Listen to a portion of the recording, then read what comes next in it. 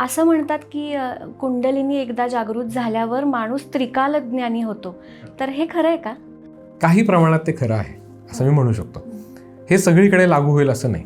आता काय होतं की आपण थोडं अजून संस्कृत किंवा आपण म्हणू की योग मार्गाच्या दृष्टीने ह्याबद्दल टेक्निकली बोलू. आता त्रिकाल ज्ञानी होणं म्हणजे काय, तर आपल्यामधल्या ज्या ग्लँड्स आहेत, ग्रंथी म्हणू आपण या सगळ्या, त्या ग्रंथी जागृत होणं. या ग्रंथी म्हणजे नक्की काय, तर आपण जे मगाशी उल्लेख झाला आपल्या नाड्यांचा 72,000 आहे या टोटल. पण या जिथे जिथे इंटरसेक्ट होत आहेत, काही ठिकाणी या नाड्या आरपार जातात आणि काही ठिकाणी या नाड्या एकावर एक थांबतात. तर या इंटरसेक्शन पॉइंटला ग्रंथी म्हणतात. तर या ग्रंथी मधल्या ज्या काही मार्गातल्या आहेत, यामध्ये विशुद्ध चक्राच्या वर 36,000, विशुद्ध चक्राच्या खाली 36,000 असे 72,000 नलिका आहेत. यामध्ये आज्ञा चक्राच्या गर्भबीजाच्या आत, जिकडे त्याला म्हणतात कुटस्थ चैतन्य, तर ही कुटस्थ चैतन्याची जी ग्रंथी आहे ती ओपन झाली, म्हणजेच पिनियल ग्लँड आजकाल त्याला म्हणतात.